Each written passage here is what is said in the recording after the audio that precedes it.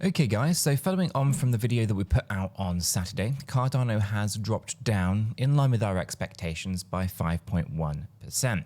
Now, we actually have moved back up without hitting our kind of TP, as you can kind of see here, that's the take profit area.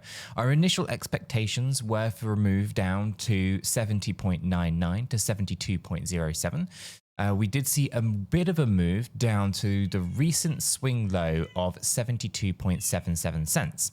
Now we're back up at the 200 exponential moving average. That is the white line moving through the chart here. This is the area initially that we were looking for rejection, and I think it's more than likely going to hold up still as rejection here. So if we didn't take any profits on this move to the downside, like staged take profit 1, take profit 2, take profit 3, things like that, or even just dollar cost averaging out and scaling out of your positions, and you're still in this, I still think there's going to be another drop here for Cardano. There's a couple of reasons for this. So let's start with the Elliott wave. Okay, so Elliott wave is basically a psychological way of tracking the buyers and sellers' behavior. Okay, so within here, usually you have 5-wave movements or 3-wave movements, right? Those are the two different structures that you can have within Elliott wave. And if it's a 5-wave movement, it's more of a trend, although there are some short-term corrective patterns that are 5-wave, but typically a 5-wave movement is a trend and a 3-wave movement is a short-term correction. Now, this particular move to me looks likely to be a 3-wave pattern, and I'm going to show you why. If we grab our Fibonacci areas, okay, if we grab the Fibonacci retracement tool, this basically allows us to track the wave structures within the typical kind of patterns. Now, in this particular case, we actually have moved up higher than 1.236 on the Fibonacci extensions. Now, under Elliott wave, that is above and beyond what would normally be constituted as a C wave pattern. So the A, B, and C, the zigzag pattern, the C wave being the kind of point where you would reverse. Now, in this particular case, we've actually been rejected on the 1.382. This means that actually there could be an additional push higher before we have the retracement. So understanding the structures here is that we are tracking a 5-wave corrective pattern rather than a 3-wave corrective pattern. Okay, and we can go a little bit deeper than this by taking a look at some of those internal workings. So again, if we take another Fibonacci retracement tool and we measure this move here, this basically being Sunday 1500 to Sunday 1900 hours UTC, move this over to our low that we had over here on 2100 hours on Sunday, and you can see here that this has moved up to the typical area between 1 and 1.236. Nothing unusual, had a retracement, and is now bringing having an additional surge to the upside. So that means our internal workings are actually mapping what would be known as a W, X, Y, X, and Z pattern. Okay, and that basically means that we have the potential for a little bit more of a push to the upside before we get into the next correction.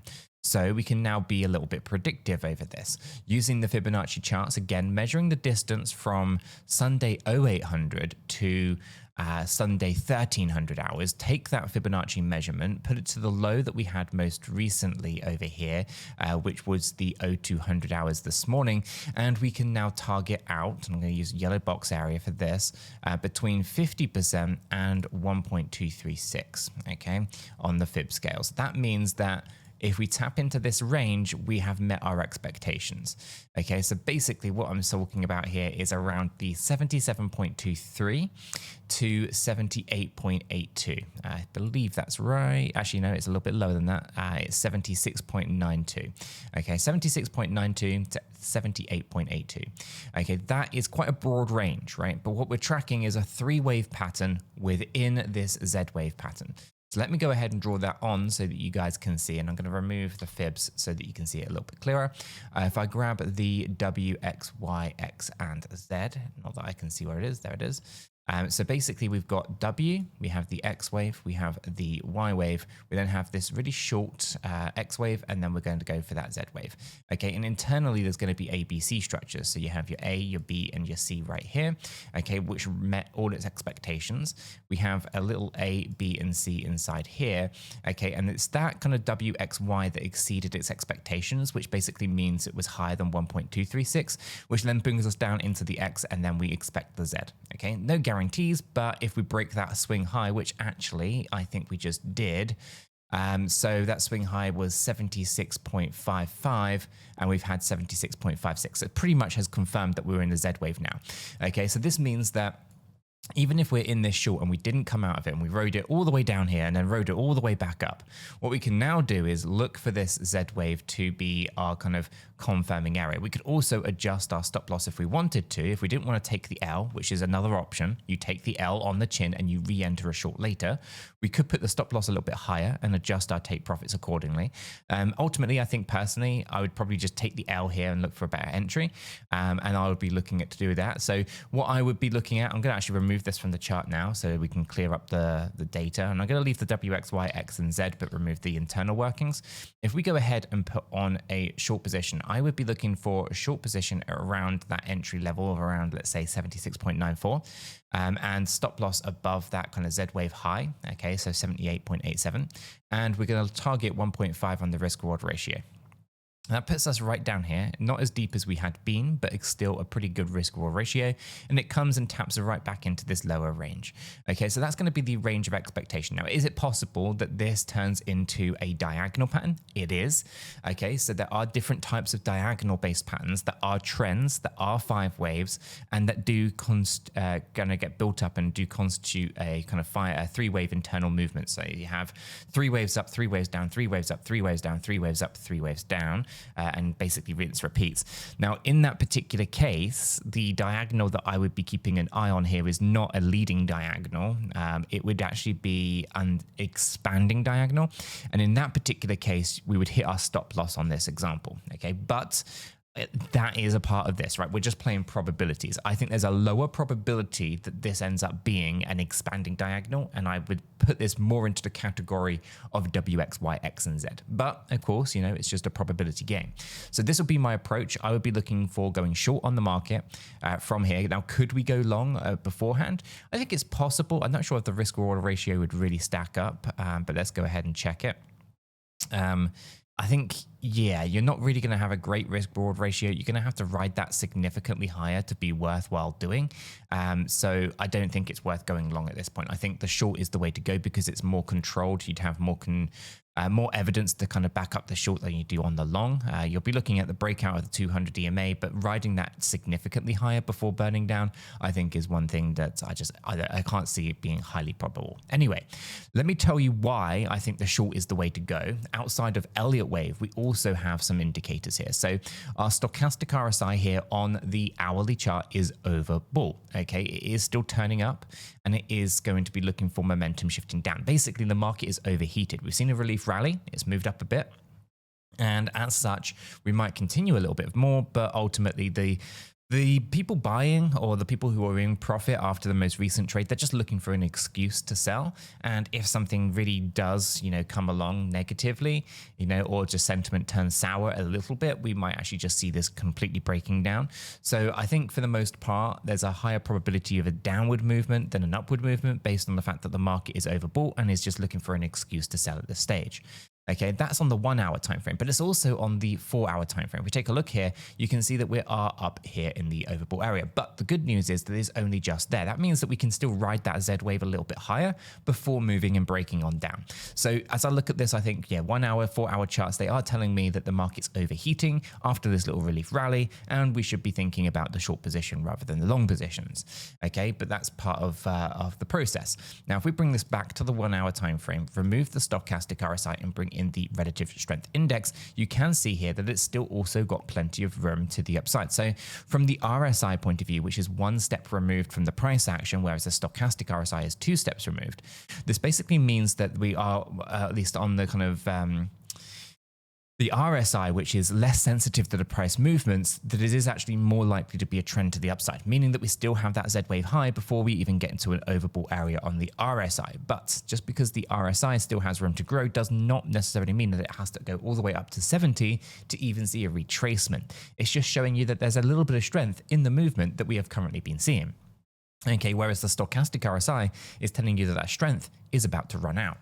Okay, so it's very interesting. On the 4 hour time frame here, you can see that it's just breaking above 50. A retest of the 50 area, confirming bullish sentiment on a bit of a retracement, could also be a very interesting thing to see.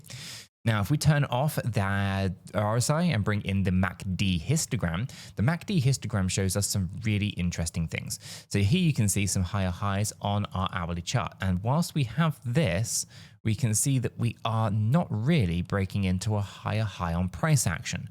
This is bullish divergence, but it's very loose. And the reason I say it is loose is because we are pretty much double topping, okay, with these previous wick highs.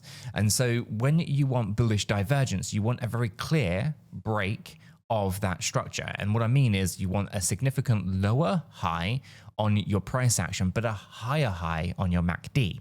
Okay, but in this particular case, you've kind of got double top on your price action and higher high on your MACD. Basically, if the price moves up into that Z wave, as I expect, it is not bullish divergence. And in fact, it's probably just going to be a fake out for anyone who misreads the data. So I look at that and I think to myself, Z wave is the most probable scenario, which basically means that we should be expecting a breakdown from this area. Now, I'm recording this at 0500 hours UTC. This video goes live at 0800 hours UTC, which means there's about a 2.5 to 3 hour difference. And chances are we probably are going to be hitting that area of the Z wave by the time this video goes live, which means you'll probably be in a really good position to think about what happens next. Are we going to be riding a little bit higher, 78 cents? Do we enter in at 77 cents, right? That's for you guys. I'm not a financial advisor. I can't give financial advice. All I can do is say that by the time this video goes live, the price action is probably going to be in and around the area that I personally would be looking to go short. And you can use that information however you see fit. Join us in the free Discord server. Join us with the affiliate links of the exchanges, BitGet, Blowfin, etc. Join the profit pit area of the free Discord server. And obviously in there, we have more communication about the trades that we are actively taking ourselves, which is kind of what I'm documented in these videos. So on our hourly chart, it's a very interesting time then, right? So basically it looks likely to see a continued push a little bit higher, breakdown from here, could have a good entry, and then we look to target down into this pocket area of support and buying pressure that we had seen previously. But obviously we are still looking for 70 cents. So yeah, it's going to be one of those to keep a close eye on. Let's roll this up out of all of the noisy hourly into the daily chart, because the daily chart allows us to kind of remove a lot of the noise. And on the daily chart, it's actually a lot more bullish than it is bearish, right? And so what we can see here on our daily chart is that we are looking for a progression out towards 93.87 to $1.02. Okay, this part is a part of a WXY pattern, and we are trying to get into this C wave.